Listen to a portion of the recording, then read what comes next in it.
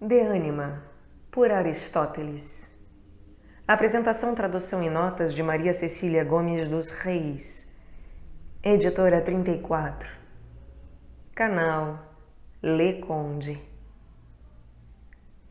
Livro terceiro. Último livro. Capítulo 1. De que não há outra percepção sensível além das 5, refiro-me à visão, audição, olfação, gustação e tato, podemos nos convencer a partir do seguinte: se efetivamente temos percepção sensível de tudo aquilo cujo sentido é o tato, pois todas as afecções do tangível como tangível nos são perceptíveis pelo tato, e se de fato nos faltar alguma percepção sensível, é necessário que nos falte também algum órgão sensorial. E, por outro lado, tudo o que percebemos tocando é percebido pelo tato, do qual dispomos. Por outro lado, tudo o que percebemos através de um intermediário e não tocando é percebido por meio dos corpos simples, quer dizer, pelo ar e pela água, por exemplo. E as coisas são de tal maneira que, se através de um único intermediário percebe-se dois sensíveis diferentes um do outro em gênero, é necessário então que aquele que possui tal órgão seja capaz de perceber ambos. Por exemplo, o órgão sensorial que é composto de ar e o ar que é intermediário da cor e do som. Ao passo que, se há intermediários em maior número do que o sensível, por exemplo, para a cor, tanto o ar como a água, pois ambos são transparentes, também aquele que possui apenas um dos dois terá a percepção sensível que se dá através de ambos. E dentre os corpos simples, somente estes dois compõem os órgãos sensoriais, a saber, o ar e a água, pois a pupila é de água, o ouvido é de ar e o olfato de algum desses. Mas o fogo ou é comum a nenhum, ou é comum a todos, pois nada é capaz de perceber sem calor. E a terra, por fim, ou não entra em órgão algum, ou mistura-se propriamente ao tato. Por isso, não há qualquer órgão sensorial além destes de água e ar, e são estes, efetivamente, o que alguns animais possuem. Nessas condições, estarão em posse de todos os sentidos aqueles animais que não são imperfeitos nem mutilados, pois revela-se que também a toupeira tem olhos sob a pele, de modo que, a não ser que haja um outro corpo simples ou uma afecção que não seja de um dos existentes aqui, não é possível que nos falte algum sentido. Tampouco é possível existir um órgão sensorial próprio aos sensíveis comuns, dos quais teríamos percepção sensível acidentalmente por cada sentido, como, por exemplo, movimento, repouso, formato, magnitude, número e unidade. Pois tudo isso percebemos por meio do movimento. Por exemplo, a magnitude por meio do movimento, e assim também o formato, pois o formato é uma magnitude. O que repousa por não se mover. O número por meio da negação do contínuo e por meio dos sensíveis próprios, pois cada sentido percebe um único. Assim, é claro que é impossível haver um sentido próprio para qualquer um deles, como por exemplo para o movimento. Pois seria tal como quando percebemos pela visão o doce. E neste caso temos percepção sensível de ambos, enquanto simultaneamente tomamos conhecimento de que coincidem. Do contrário, de nenhuma outra maneira teríamos percebido, a não ser acidentalmente, isto é, assim como percebemos o filho de Cleon, não porque é filho de Cleon, mas porque é branco, embora seja um acidente para o branco ser o filho de Cleon. E dos sensíveis comuns, temos uma percepção comum, e não por acidente, embora não haja sentidos próprios, pois de nenhuma maneira os teríamos percebido, a não ser do modo que foi mencionado, que nós vemos o filho de Cleon. mas os sentidos percebem por acidente os sensíveis próprios em relação aos demais, mas não como tais, porém na medida em que formam unidade. Como quando ocorre uma percepção sensível conjunta no caso de um mesmo, como, por exemplo, no caso da bile, que é amarga e amarela, pois a nenhum órgão sensível particular cabe dizer que ambas as percepções são de um único objeto. E é de igual maneira que ocorre um engano, quando, ao ver amarelo, supõe-se que é bile. Alguém poderia questionar em vista de que possuímos vários sentidos e não um único. Acaso seria a fim de que não nos passem despercebidos os sensíveis comuns e concomitantes, como, por exemplo, o movimento, a magnitude e o número? Pois, se houvesse somente a visão, e sendo esta do branco, menos facilmente perceberíamos o sensível comum, e pareceria que todos são o mesmo, por serem concomitantes um e outro, a cor e a magnitude. Mas, já que os sensíveis comuns subsistem também em um outro perceptível, fica claro que cada um desses é diverso. Capítulo 2. Já que percebemos que vemos e ouvimos, é necessário que seja ou pela visão ou por outro sentido que se percebe que se vê. Mas, naquele caso, a mesma percepção sensível seria tanto da visão como da cor subjacente. E assim, ou haveria dois sentidos para o mesmo objeto perceptível, ou o mesmo seria objeto perceptível de si mesmo. Além disso, se o sentido que percebe a visão for um outro, ou a série iria ao infinito, ou um mesmo sentido teria percepção sensível de si mesmo. De modo que devemos admitir isso para o primeiro na série.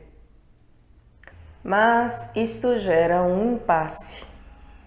Pois se perceber pela visão é ver, e como o que se vê é cor, ou aquilo que tem cor, então, se alguém vê o ato de ver, também o primeiro ato de ver teria cor. Todavia, é evidente que perceber pela visão não é algo uno, pois, mesmo quando não estamos vendo, é pela visão que discernimos luz e trevas, embora não da mesma maneira.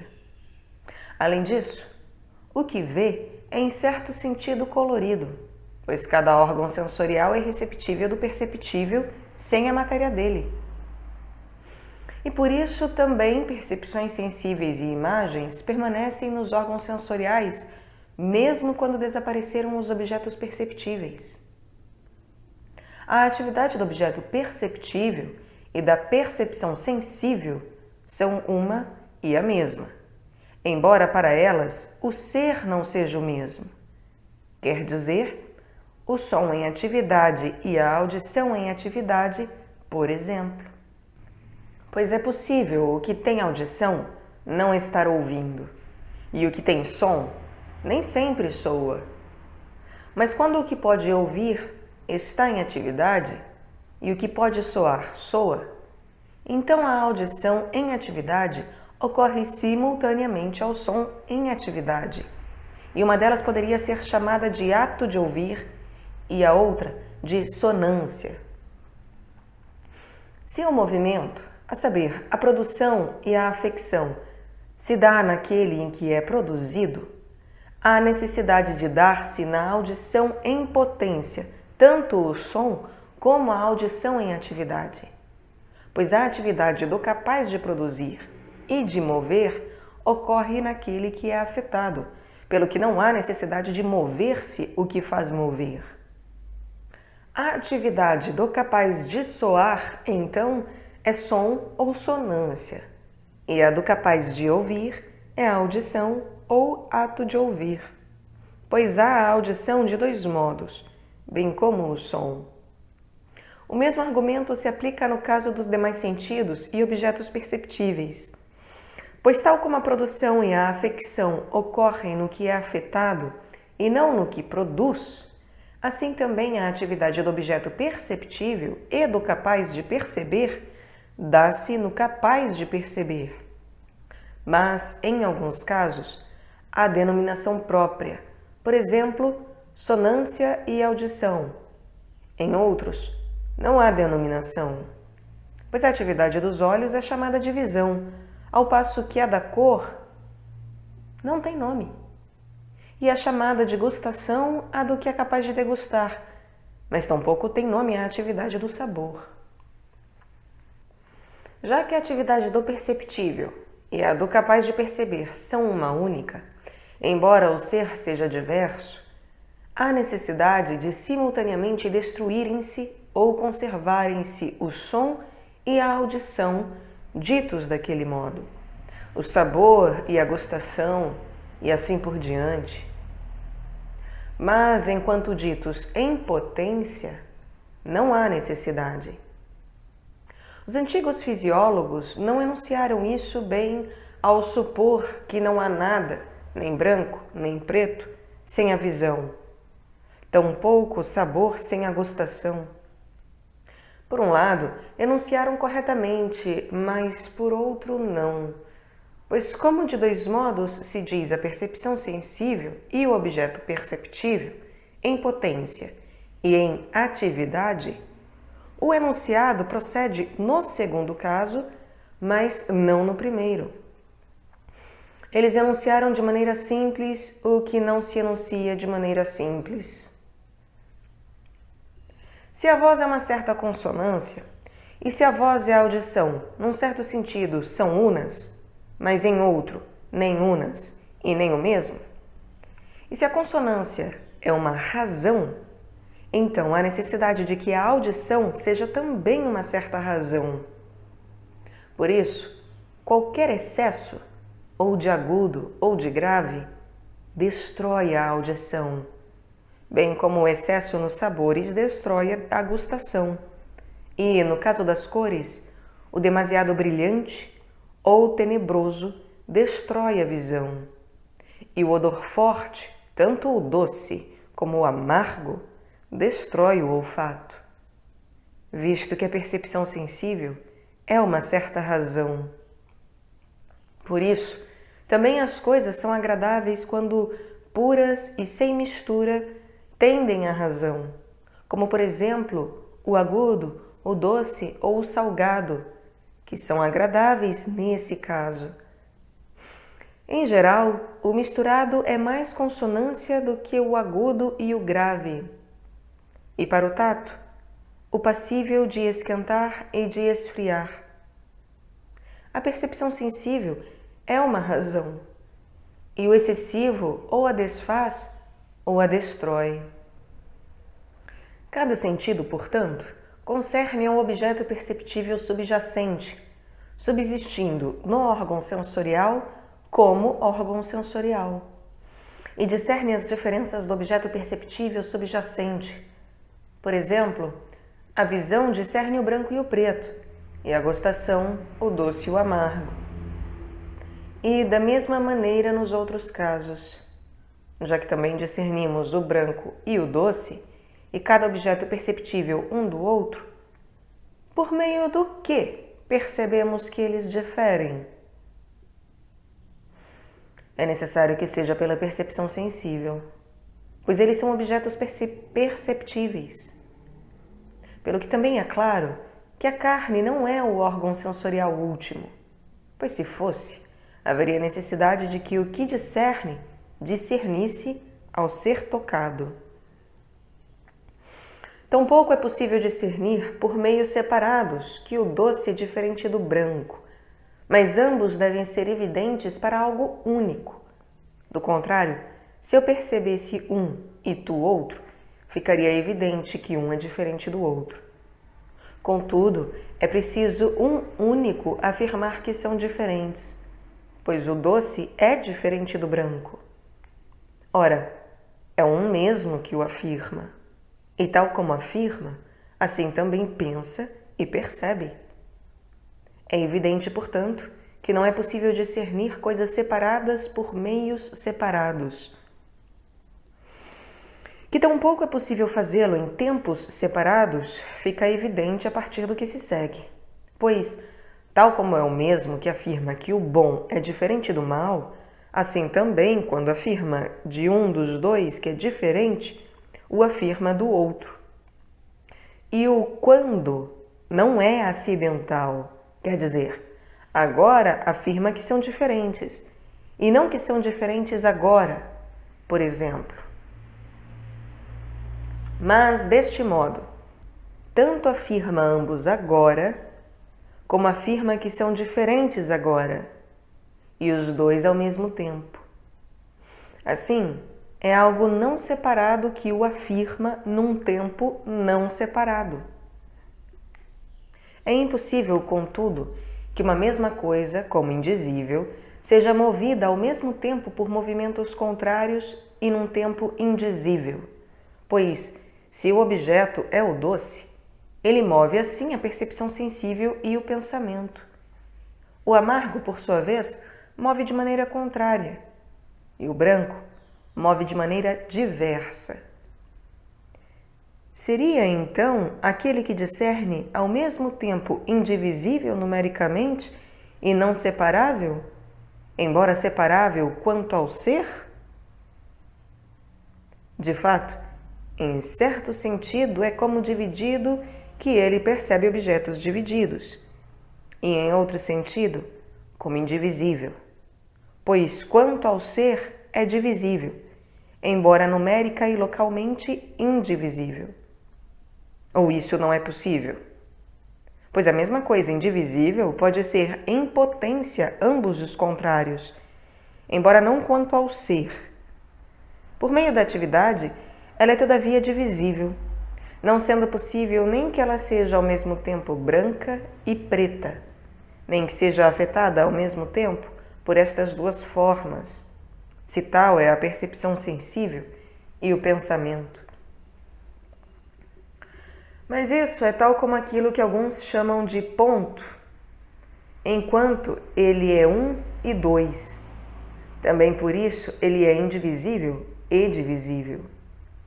Portanto, como indivisível, o que discerne é uno e simultâneo, mas enquanto subsiste divisível, serve-se simultaneamente duas vezes do mesmo signo. E, enquanto se serve do limite duas vezes, concerne duas coisas separadas, e em certo sentido separadamente. Mas, enquanto se serve do limite uma vez, discerne algo único e simultaneamente. O que determinamos é suficiente no que diz respeito ao princípio segundo o qual dizemos que o animal é perceptivo. Capítulo 3.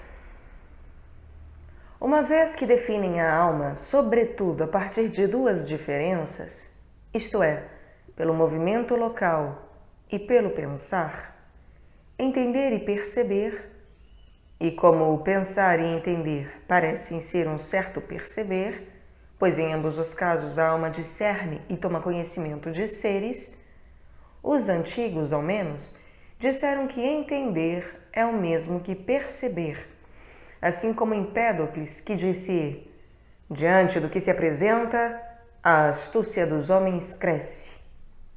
E Alhures, donde o entender sempre lhes propicia coisas diferentes. E o seguinte verso de Homero pretende o mesmo: pois tal é o intelecto. Pois todos eles supõem que o pensar é tão corpóreo como o perceber, e que se percebe e se entende o semelhante pelo semelhante, tal como foi explicado no início do nosso tratado. Todavia, seria necessário que eles tratassem ao mesmo tempo do enganar-se, pois ele é mais próprio aos animais, e a alma passa a maior parte do tempo nele. Deste ponto de vista, há a necessidade ou de que todas as aparências sejam verdadeiras, como dizem alguns, ou de que o engano seja uma espécie de contato com o dessemelhante, o que seria o contrário de tomar conhecimento do semelhante pelo semelhante. Mas engano e ciência parecem ser o mesmo para os contrários. É evidente, então, que o perceber não é o mesmo que o entender, pois do primeiro partilham todos os animais, e do segundo, apenas poucos.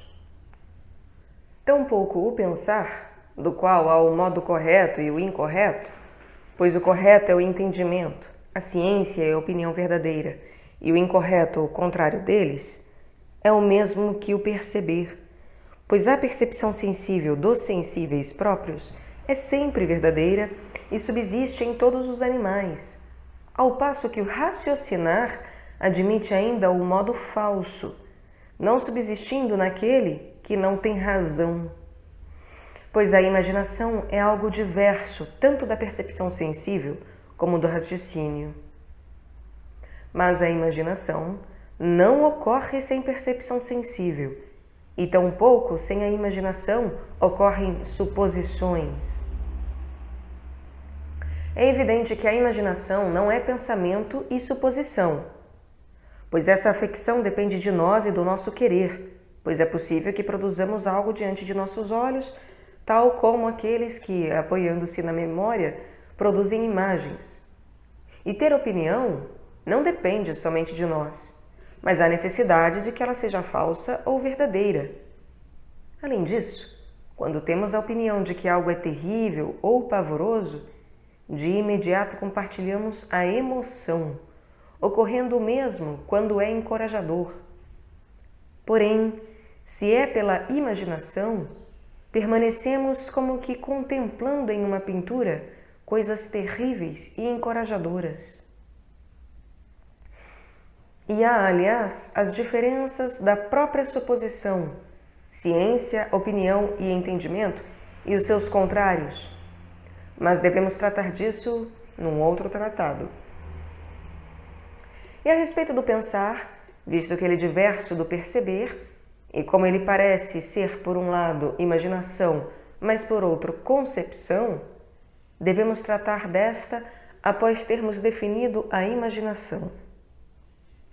Se a imaginação é aquilo segundo o que dizemos que nos ocorre uma imagem, e não no sentido em que dizemos por metáfora, seria ela, então, alguma daquelas potências ou disposições segundo as quais discernimos ou expressamos o verdadeiro ou o falso? Deste tipo são a percepção sensível, a opinião, a ciência e o intelecto. Que a imaginação não é percepção sensível é evidente a partir disto, pois a percepção sensível é ou uma potência, como a visão, ou uma atividade, como o ato de ver. Mas algo pode aparecer para nós, mesmo quando nenhuma delas subsiste, como, por exemplo, as coisas em sonhos. Além disso, a percepção sensível está sempre presente, mas não a imaginação. E se ela fosse o mesmo que a percepção sensível em atividade, então seria possível subsistir imaginação em todas as feras. Mas não parece ser assim, por exemplo, nas formigas, abelhas e vermes. Depois, as percepções sensíveis são sempre verdadeiras, e a maioria das imaginações é falsa. Além disso, quando estamos em atividade acurada no que concerne a um objeto perceptível, não dizemos que ele aparenta ser um homem, mas antes, quando não o percebemos claramente. É neste caso que a percepção seria verdadeira ou falsa. E, como já dissemos, imagens aparecem para nós mesmos de olhos fechados.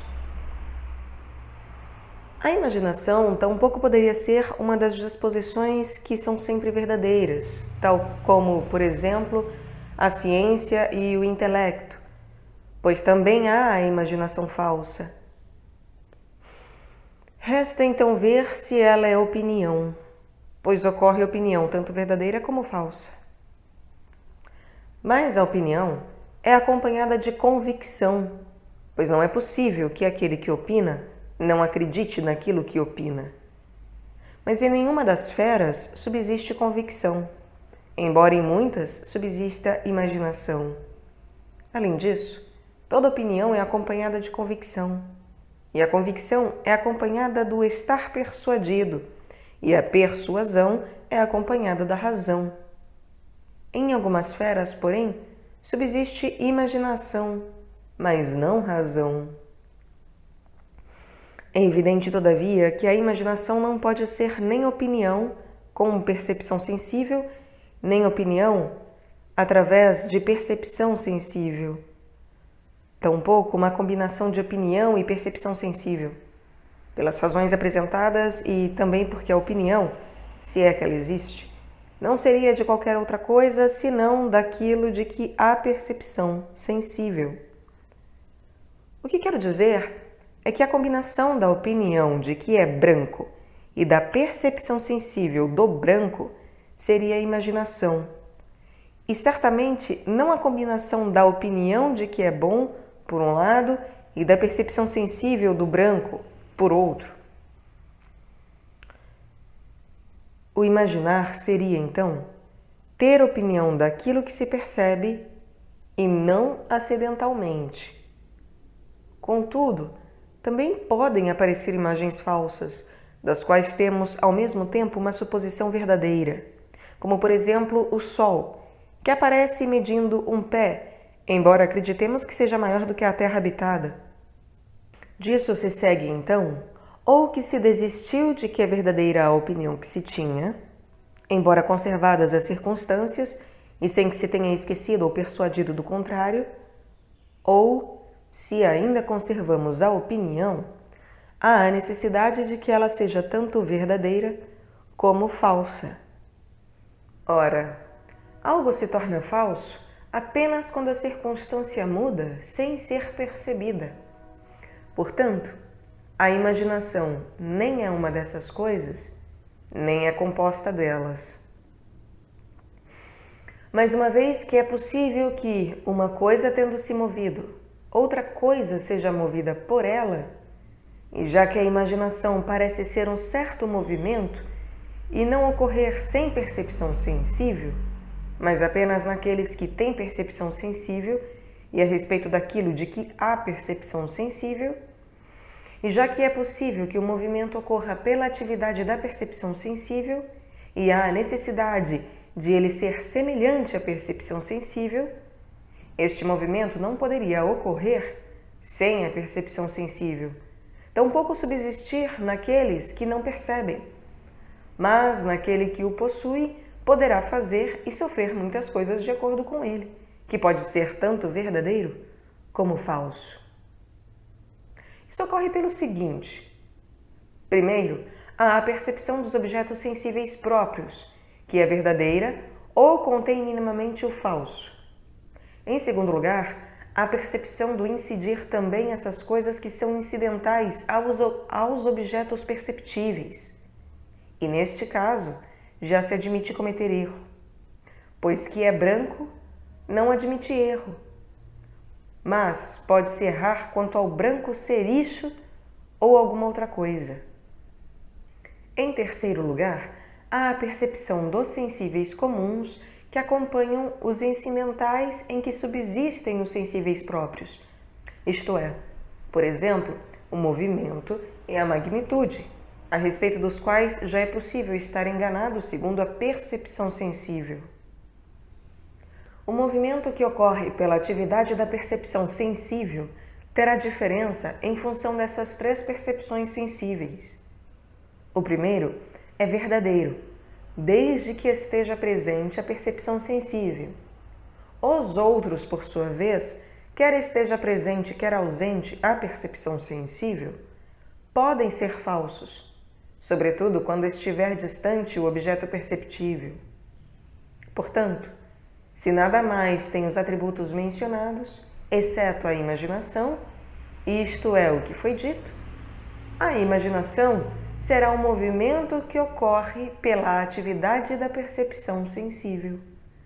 já que a visão é, por excelência, percepção sensível, também o nome imaginação deriva da palavra luz, porque sem luz não há o ato de ver. E porque perduram e são semelhantes às percepções sensíveis, os animais fazem muitas coisas de acordo com elas. Alguns, como as bestas, por não terem intelecto. Outros, como os homens, por terem o intelecto algumas vezes obscurecido pela doença ou pelo sono. No que diz respeito ao que é a imaginação e por que ela é, basta o que foi dito. Capítulo 4. A respeito da parte da alma pelo qual a alma conhece e entende, seja ela separada ou não separada segundo a magnitude, mas apenas segundo o enunciado, deve-se examinar que diferença tem e de que maneira ocorre o pensar. Ora, se o pensar é como perceber, ele seria ou um certo modo de ser afetado pelo inteligível ou alguma outra coisa desse tipo. É preciso, então, que esta parte da alma seja impassível e que seja capaz de perceber, de receber a forma e seja em potência tal qual, mas não o próprio objeto. E que, assim como o perceptível está para os objetos perceptíveis, do mesmo modo o intelecto está para os inteligíveis. Há necessidade, então, já que ele pensa tudo, de que seja sem mistura, como diz Anaxágoras, a fim de que domine, isto é, a fim de que tome conhecimento, pois a interferência de algo alheio impede e atrapalha, de modo que dele tão pouco há outra natureza, senão esta, que é capaz. Logo, o assim chamado intelecto da alma, e chamo de intelecto isto pelo qual a alma raciocina e supõe, não é em atividade nenhum dos seres antes de pensar. Por isso, é razoável que tampouco ele seja misturado ao corpo. Do contrário, se tornaria alguma qualidade, ou frio ou quente, e haveria um órgão, tal como há para a parte perceptiva. Mas efetivamente não há nenhum órgão. E na verdade, dizem bem aqueles que afirmam que a alma é o lugar das formas. Só que não é a alma inteira, mas a parte intelectiva, e nem as formas em atualidade, e sim em potência. Que não são semelhantes à impassibilidade da parte perceptiva e à da intelectiva, é evidente no caso dos órgãos sensoriais e da percepção sensível, pois a percepção sensível não é capaz de perceber após um objeto perceptível intenso, um som, por exemplo, após sons altíssimos, tampouco ver ou cheirar depois de cores e cheiros muito fortes. Mas o intelecto, quando pensa algo intensamente inteligível, nem por isso pensa menos os mais fracos. Pelo contrário, pensa ainda melhor. Pois a capacidade perceptiva não é sem corpo, ao passo que o intelecto é separado. Assim, quando o intelecto se torna cada um dos objetos inteligíveis, no sentido em que isso se diz daquele que tem a ciência em ato, e isso ocorre quando ele pode atuar por si mesmo, ainda nesta circunstância, o intelecto está de certo modo em potência, embora não como antes de aprender ou descobrir, e agora ele mesmo é capaz de pensar por si próprio. Já que são coisas diversas a magnitude e o que é ser para a magnitude, bem como a água e o que é ser para a água, e assim ainda em diversos outros casos, embora não em todos, pois em alguns são a mesma coisa, discerne-se a carne e o que é ser para a carne, ou bem por outra capacidade da alma, ou pela mesma disposta de outro modo. Pois a carne não é sem matéria, mas antes é como o adunco, isto nisto. É pela capacidade perceptiva, por conseguinte, que se discerne o quente e o frio, bem como aquilo de que a carne constitui uma certa razão. Mas é por outra capacidade, ou separada, ou como a linha dobrada dispõe de si mesma quando estendida, que se discerne o que é ser para a carne. E do mesmo modo, no caso daquilo que é por abstração, o reto é como o adunco, pois existe no contínuo. Mas se são diversos o reto e o que é ser para o reto, outro é o que é ser o que é, que este seja a díade. Discerne-se, então, ou por uma parte diversa, ou por uma mesma disposta de outro modo. Em geral, então, assim como as coisas que são separadas da matéria, do mesmo modo são aquelas concernentes ao intelecto. Se, como diz Anaxágoras, o intelecto é simples, impassível e nada tem em comum com nada, alguém poderia questionar então: como o intelecto pensará? Se pensar é ser de algum modo afetado.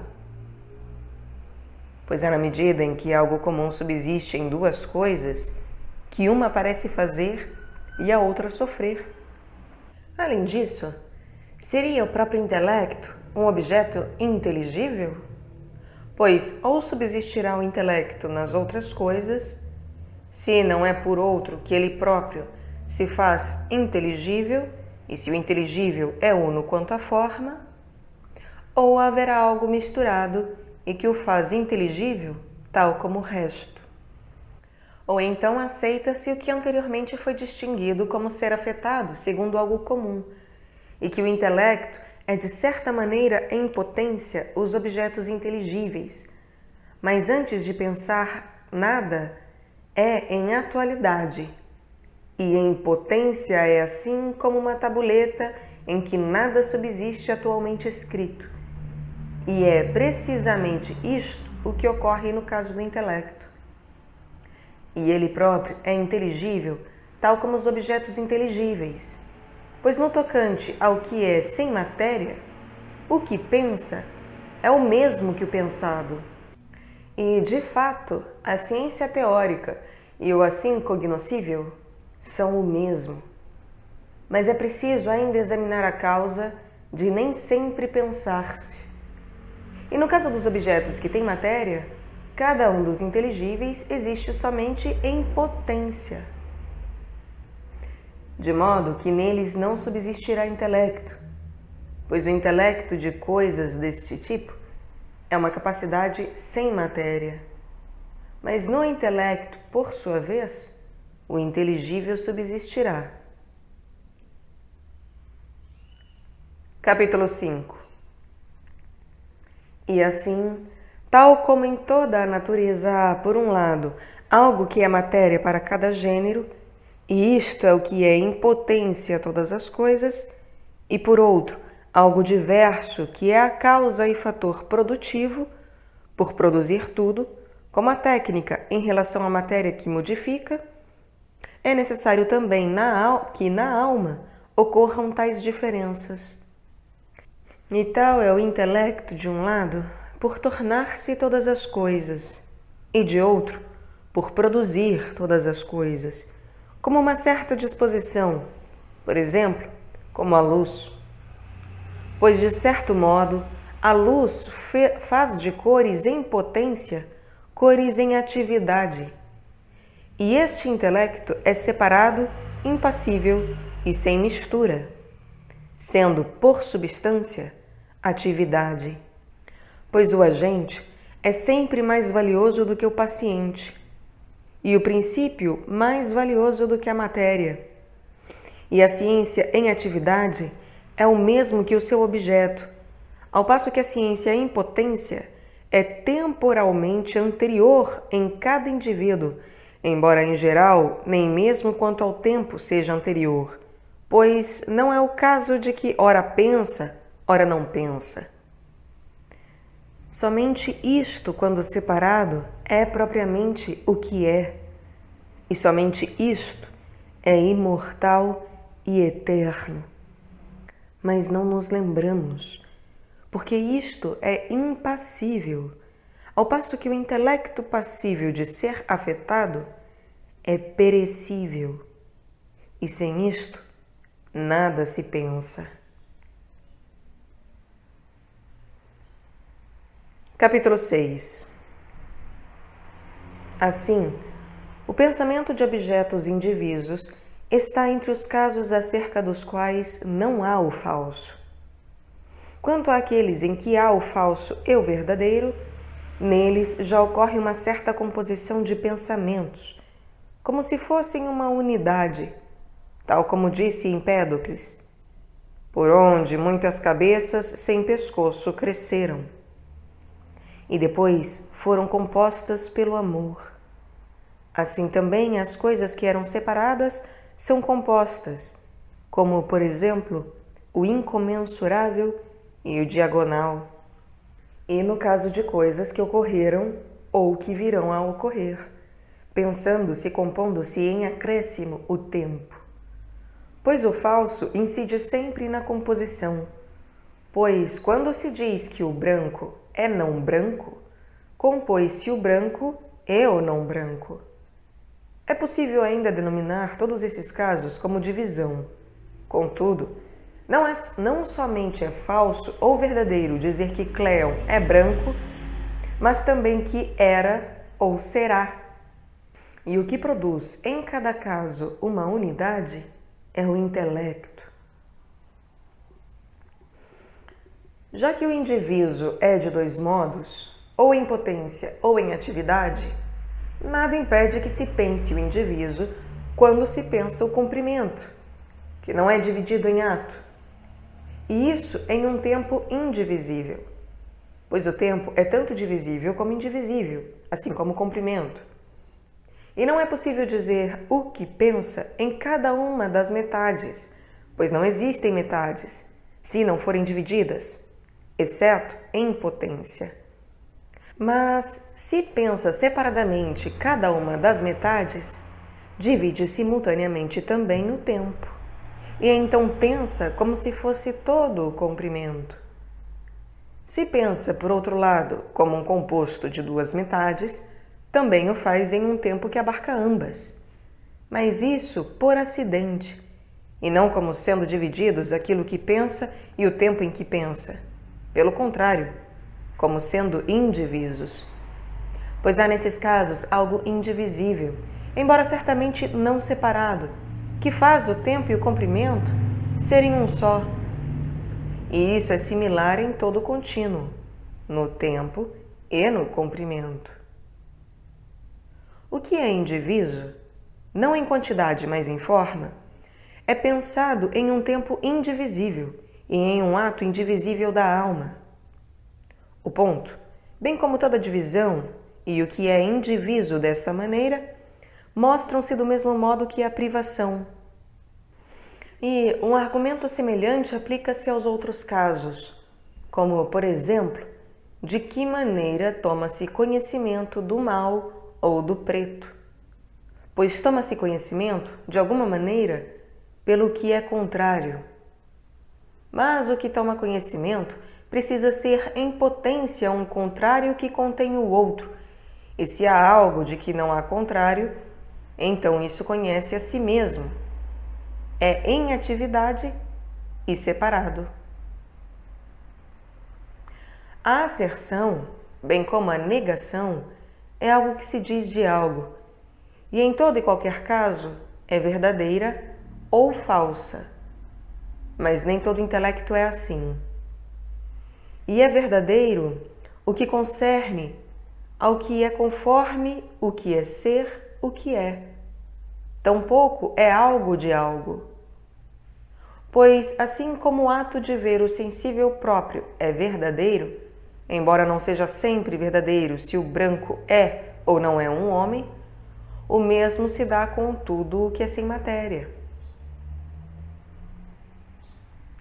Capítulo 7. A ciência em atividade é idêntica ao seu objeto. A ciência em potência é temporalmente anterior no indivíduo, mas, em geral, não é anterior sequer quanto ao tempo, pois tudo vem a ser a partir do que é em atualidade. E é evidente que o objeto perceptível faz o perceptivo em potência ser em atividade, pois nem é afetado, nem é alterado. Por isso, esta é uma outra forma de movimento, pois o movimento é a atividade do inacabado, ao passo que a atividade propriamente dita, a do acabado, é outra. Sentir, então, é semelhante ao mero proferir e pensar. E quando é agradável ou doloroso, como afirmado ou negado, isso é perseguido ou evitado. E sentir prazer ou dor consiste em estar em atividade com a média da capacidade sensitiva, em face do bem ou do mal como tais. A aversão e o desejo são a mesma coisa em atividade, e a capacidade de desejar e de evitar não são diferentes nem entre si, nem da capacidade de sentir, embora o ser seja diverso. Para a alma capaz de pensar, as imagens subsistem como sensações percebidas. E quando se afirma algo bom ou nega-se algo ruim, evita-o ou persegue-o. Por isso, a alma jamais pensa sem imagem.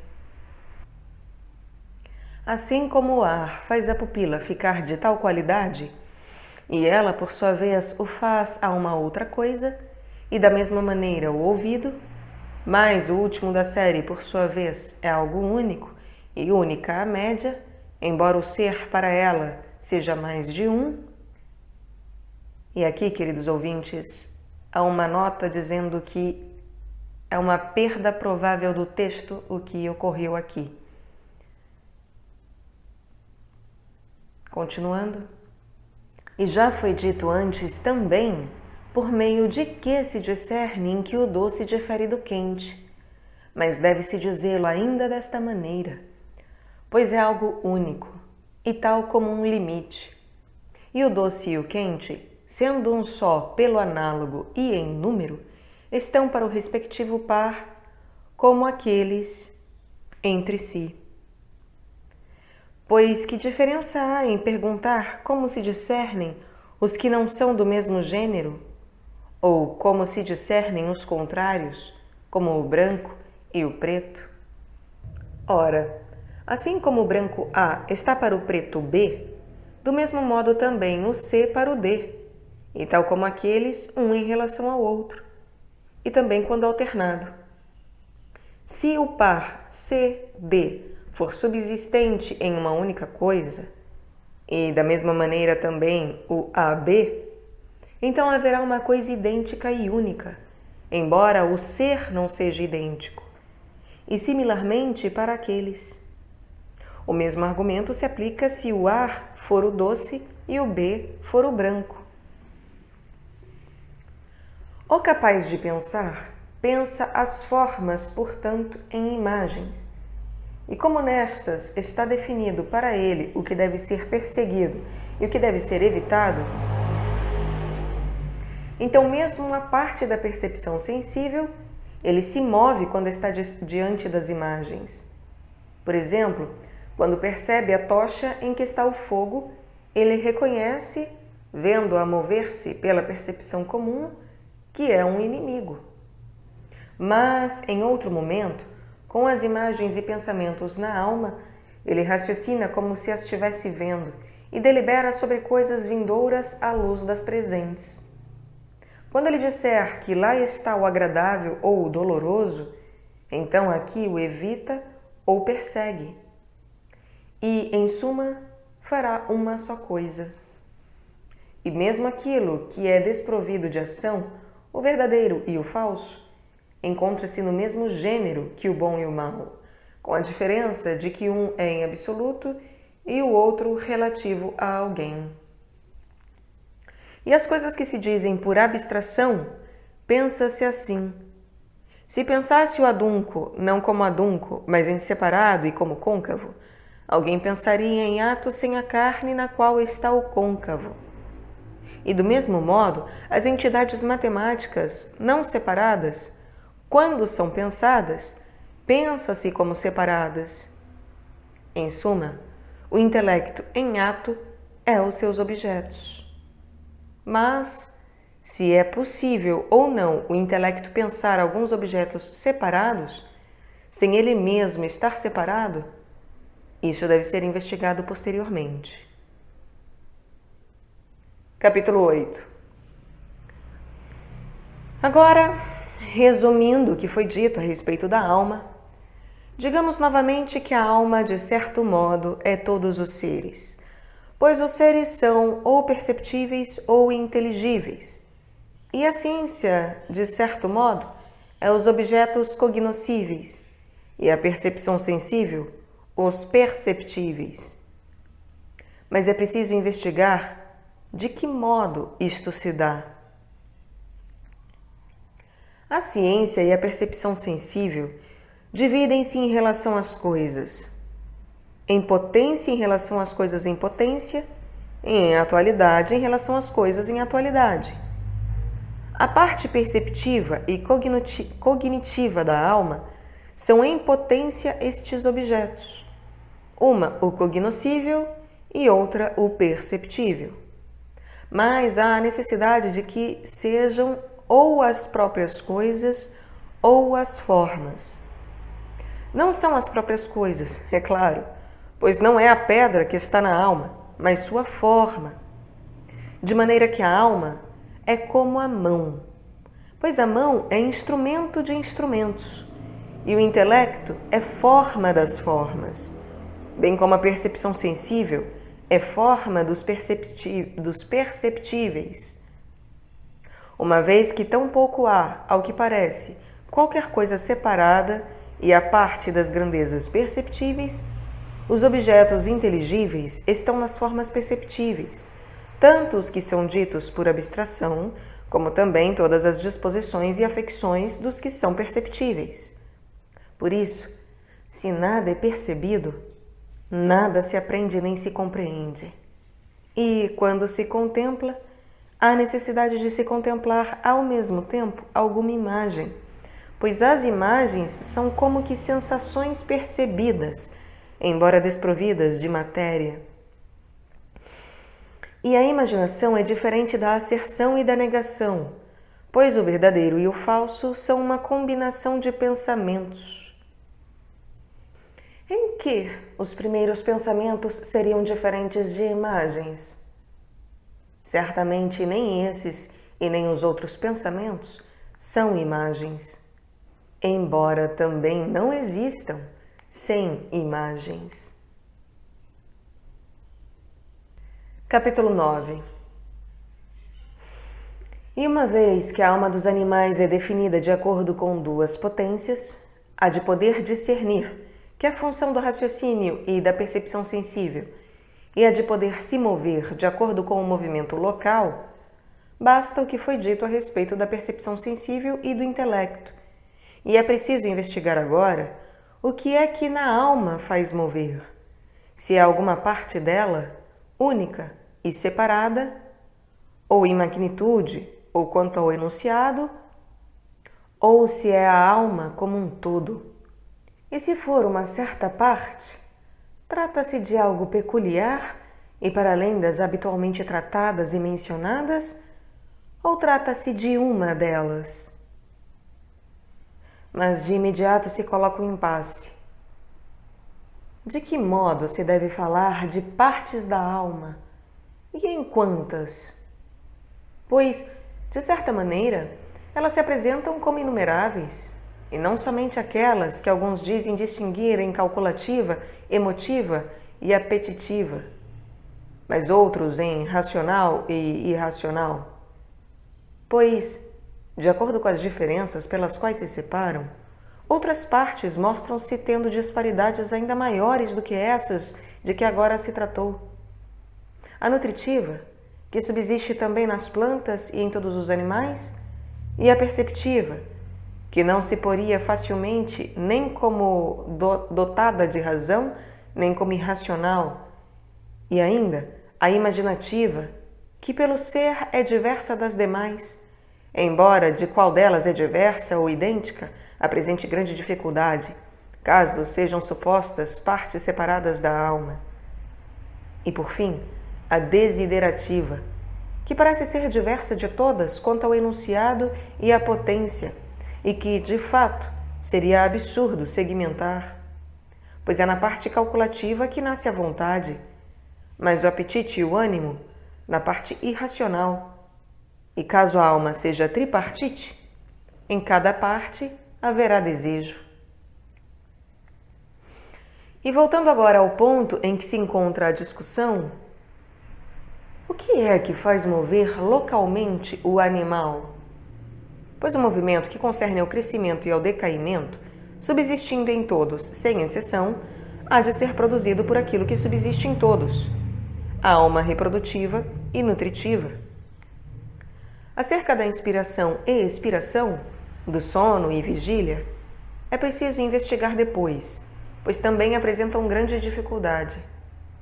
Mas agora é preciso investigar no que concerne ao movimento local, o que é que faz o animal se mover no sentido de poder se transportar. Que não é potência nutritiva, está claro, pois o movimento em questão é sempre em vista de algo e acompanhado de imaginação e desejo, pois nada que não deseja ou evita, algo se move, exceto por coerção. Do contrário, as plantas seriam capazes de se mover e teriam alguma parte orgânica para esse movimento. E assim, tampouco é a potência perceptiva, pois, dentre os animais, há muitos que dispõem de sensação, mas que são sedentários e completamente imóveis.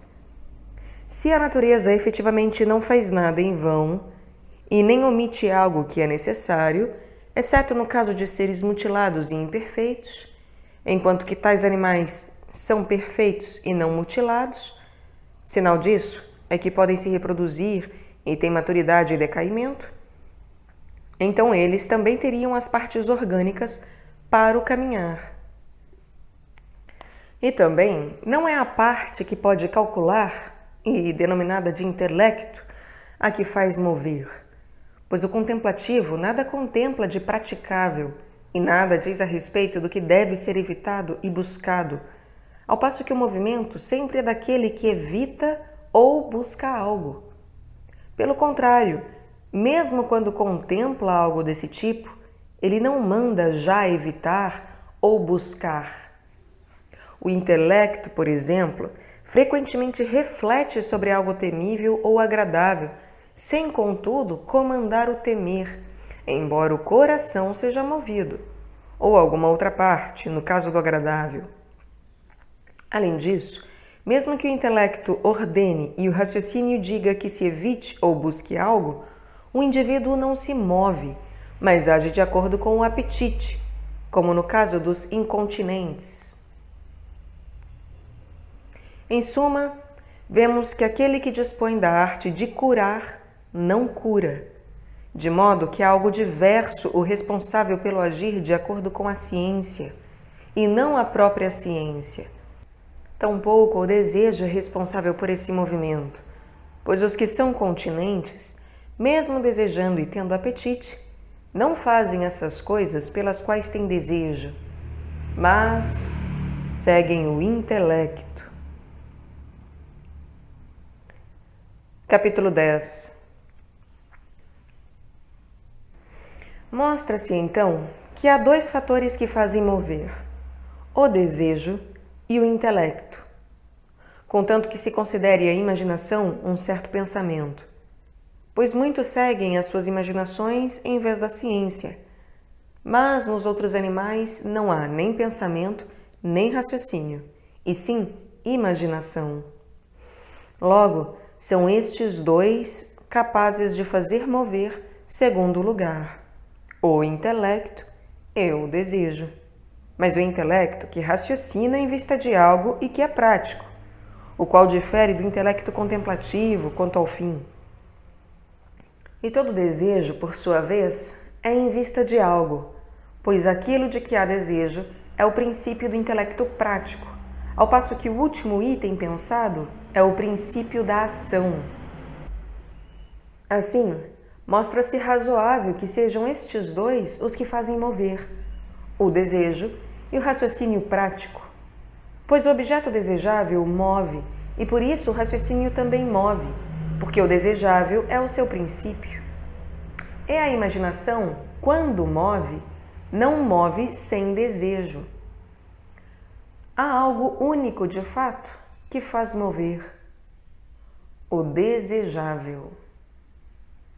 Pois, se dois movessem quanto ao lugar, o intelecto e o desejo moveriam de acordo com uma forma comum.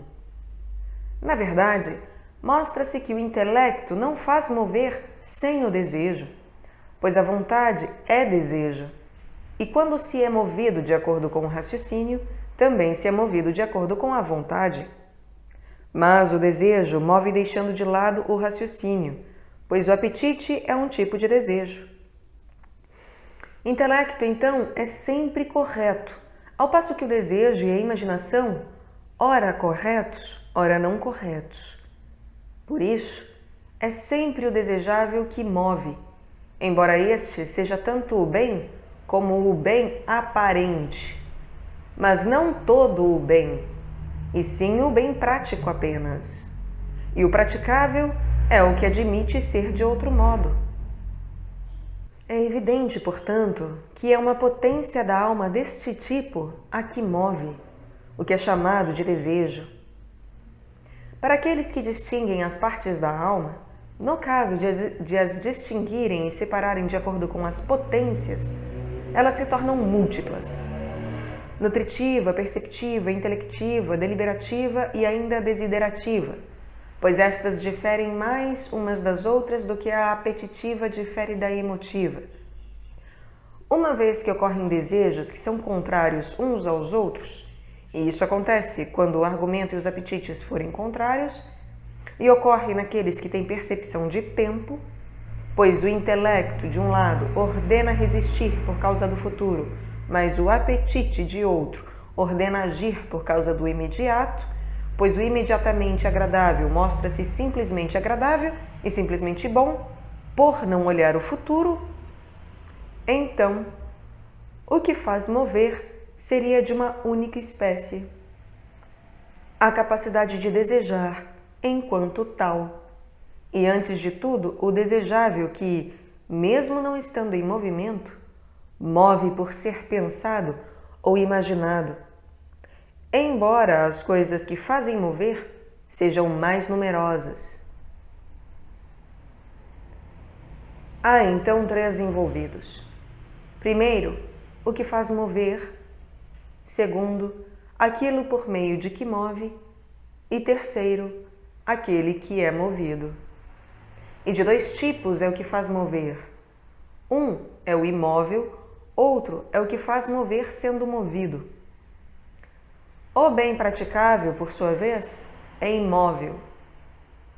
O que faz mover sendo movida é a capacidade de desejar, pois aquele que deseja move-se enquanto deseja. E o desejo é um certo movimento, quando é desejo em ato. E aquele que é movido, por fim, é o animal. O órgão por meio do qual o desejo move é, de sua parte, algo corporal, e por isso é nas funções comuns ao corpo e à alma que se deve inquirir sobre ele. Mas agora, resumindo, o que faz mover organicamente encontra-se em um ponto onde o princípio coincide com o fim, por exemplo, na junta, pois ali o convexo e o côncavo são, respectivamente, o fim e o princípio. Por isso, um repousa e outro se move, sendo diferentes quanto ao enunciado, mas não separados em grandeza, pois tudo ou é movido por empurrão ou por tração. Por isso, tal como na roda, é preciso algo permanecer fixo e, a partir dele, ter início o movimento. Em suma, é isto que foi dito: na medida em que o animal é capaz de desejar, por isso mesmo é capaz de se mover. E ele não é capaz de desejar sem imaginação. E toda imaginação ou é raciocinativa ou perceptiva. E da perceptiva, também compartilham os outros animais. Capítulo 11. Deve-se investigar ainda no caso dos animais imperfeitos, isto é, naqueles em que subsiste apenas sensação pelo tato, o que é que os faz mover, bem como se é ou não possível subsistir neles imaginação e apetite, pois revela-se que eles podem ter dor e prazer, e, sendo assim, é necessário que tenham também apetite. Mas de que modo teriam imaginação? Ou então, assim como são movidos de maneira indeterminada, também teriam tudo aquilo de maneira indeterminada. A imaginação perceptiva, como foi dito, subsiste também nos outros animais, mas a deliberativa apenas nos capazes de calcular, pois decidir por fazer isto ou aquilo, de fato, já é uma função do cálculo, e é necessário haver um único critério de medida, pois será buscado aquilo que é superior. E assim é capaz de fazer uma imagem a partir de várias. E isto é a causa de não se acreditar que a imaginação envolva a opinião, porque esta opinião não é formada por inferência, embora ela envolva aquela. Por isso, o desejo não tem capacidade deliberativa e, algumas vezes, vence e demove a vontade. Outras vezes, ele é vencido por ela. E, tal como uma bola em relação a outra, por vezes o desejo vence e demove algum outro desejo, no caso em que ocorre incontinência, embora, por natureza, seja sempre o superior que predomine e demova.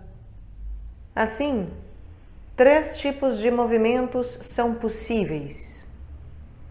A parte cognitiva, todavia, nunca é movida, mas permanece estática. Já que uma premissa é suposição e enunciado do universal e a outra do particular, pois a primeira diz que tal tipo de indivíduo deve fazer tal tipo de coisa, e a segunda, que isto agora é tal tipo de coisa e eu sou tal tipo de indivíduo, ou é esta última opinião a que move e não a universal, ou então são ambas, embora aquela seja mais estática, enquanto a outra não. Capítulo 12. Todo aquele que vive e tem alma, então, é necessário que tenha alma nutritiva, do nascimento até a morte, pois é necessário que o que nasceu tenha crescimento, maturidade e decaimento, e tais coisas são impossíveis sem nutrição. Logo, é necessário que a potência nutritiva esteja em todos aqueles que crescem e decaem. A percepção sensível, por sua vez, não é necessária a todo e qualquer ser vivo, pois não é possível que tenha tato tudo aquilo cujo corpo é simples, tampouco os que não são capazes de receber formas sem matéria. Mas o animal, por outro lado, é necessário que tenha percepção sensível, e sem isso, nada pode ser um animal. Se nada em vão, faz a natureza. Pois tudo na natureza subsiste em vista de algo, ou é contaminância acidental do que existe em vista de algo. E todo corpo capaz de caminhar, se não tiver percepção sensível, perecerá, e então não alcançará seu fim, o que é função da natureza. Pois, de que modo ele obterá nutrição? Nos seres sedentários, a nutrição provém do lugar mesmo de onde nascem. Entretanto, uma vez gerado como não sedentário, não é possível que um corpo tenha alma e intelecto capaz de discernimento sem que tenha percepção sensível, nem mesmo no caso do não gerado. Pois, por que não teria? Só se isso fosse melhor ou para a alma ou para o corpo. mas de fato não seria melhor nem em um caso nem em outro, pois aquela não pensaria melhor, e este em nada estaria melhor pela falta de percepção. Portanto, nenhum corpo não sedentário tem alma sem percepção sensível. Se o corpo tem de fato percepção sensível, há necessidade de que seja ou simples ou misto. Mas não é possível ser simples, pois desse modo não teria tato, e é necessário que o tenha. Isso se torna claro pelo seguinte: já que o animal é um corpo dotado de alma, e todo corpo é tangível, e tangível é o perceptível pelo tato, é necessário também que o corpo do animal seja capaz de tocar, caso deva estar assegurada a sobrevivência do animal. Pois os demais sentidos, o olfato, a visão e a audição, por exemplo, têm percepção por meio de outras coisas. Mas, se aquele que percebe tocando não tiver percepção sensível, ele não poderá evitar certas coisas e apanhar outras. E se for assim, será impossível então que o animal sobreviva. E por isso também a gustação é um tipo de tato, pois ela concerne ao alimento, e o alimento é um corpo tangível. Som, cor e odor não são nutrientes, tampouco produzem crescimento ou decaimento. De maneira que é necessário também que a gustação seja um tipo de tato, porque é o sentido do tangível e nutritivo. Ambos os sentidos, então, são necessários ao animal, e, evidentemente, para o animal é impossível existir sem tato.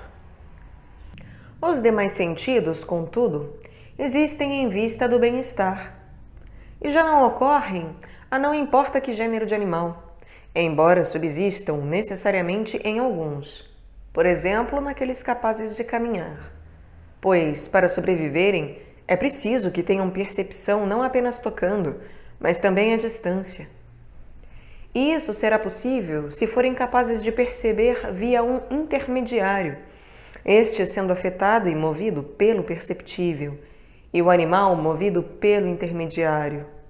Pois, assim como o que produz o movimento local causa a mudança até um certo ponto, e o que empurra faz com que um outro empurre de forma que o movimento atravesse o meio, o primeiro empurra sem ser empurrado, o extremo só é empurrado sem empurrar, mas o do meio, ambas as coisas, e muitos são os do meio. Do mesmo modo, também no caso da alteração, exceto que agora se alteram ficando no mesmo lugar. Assim, se algo for mergulhado, por exemplo, na cera, o movimento vai até o ponto em que o mergulho ocorre. Mas no caso da pedra, nenhum movimento ocorreria, ao passo que na água o movimento iria ainda mais longe. O ar é onde até mais longe o movimento iria, ativo e passivo em mais alto grau, sempre que permanecer e conservar-se uno. Por isso, no que concerne à reflexão da luz, em vez de dizer que a visão sai do olho e é refletida, melhor é supor que o ar é afetado pelo formato e pela cor sempre que permanecer uno. Em uma superfície lisa, o ar permanece uno e, por esse motivo também, ele move a visão, como o sinal na cera sendo transmitido até o limite. Não é possível, evidentemente, que o corpo do animal seja simples, quer dizer, só de fogo, por exemplo, ou só de ar, pois sem o tato, não é possível que ele tenha qualquer outro sentido. E do corpo dotado de alma, como foi dito, é suscetível ao toque. Todos os outros elementos, com exceção da terra, poderiam se tornar órgãos sensoriais, e todos produzem percepção sensível por perceberem através de um outro, a saber, através dos intermediários, ao passo que o tato tem esse nome por tocar as coisas mesmas. Os demais órgãos sensoriais percebem por tato, sem dúvida, só que por meio de um outro. E apenas o tato parece ter percepção por si mesmo, de maneira que nenhum daqueles elementos poderia compor o corpo do animal. Tampouco ele poderia ser só de terra, pois o tato é como que uma média entre todos os tangíveis, e seu órgão sensorial é capaz de receber não apenas as várias qualidades da terra, mas também o quente e o frio e todas as demais qualidades tangíveis. Por isso, não percebemos com os ossos, cabelos e tais partes que são de terra. Por isso também as plantas não têm qualquer percepção sensível, porque são de terra. Sem o tato, é impossível que subsista qualquer outro sentido. Mas o órgão sensorial do tato, contudo, não é só de terra, nem só de qualquer outro elemento. É evidente, todavia, que este é o único sentido sem o qual o animal necessariamente morre. E nem é possível tê-lo sem ser animal, nem é necessário ter outro, exceto este, se for animal. Por isso, o excesso dos outros objetos perceptíveis, por exemplo, o excesso de cor, sabor e som, corrompe apenas o órgão sensorial e não o animal, exceto acidentalmente. Por exemplo, quando junto ao som ocorre um impacto ou um golpe, ou quando outras coisas que destroem no contato forem movidas por visões e por cheiros. E também o sabor, quando calha de simultaneamente ser capaz de entrar em contato, é destrutivo. Enquanto que o excesso de tangíveis, como o quente, o frio ou o duro, arruína o animal. Todo excesso do objeto perceptível arruína o órgão sensorial e, da mesma maneira, o tangível arruína o tato, que é aquele pelo qual se define o animal, pois foi mostrado que, sem tato, é impossível existir um animal. Por isso, o excesso dos tangíveis destrói não somente o órgão sensorial, mas também o animal, porque este é o único órgão que ele necessariamente precisa ter. O animal possui os demais sentidos, como foi dito, não em vista do ser, mas em vista do bem-estar. Por exemplo, a visão, de modo que ele veja, estando no ar ou na água. Em suma, por estar no transparente. A gustação, por causa do que lhe é agradável ou doloroso, a fim de que os perceba no alimento e que tenha apetite e seja movido. A audição, de modo a que algo lhe seja comunicado. E a língua, por fim, de modo que comunique algo aos outros.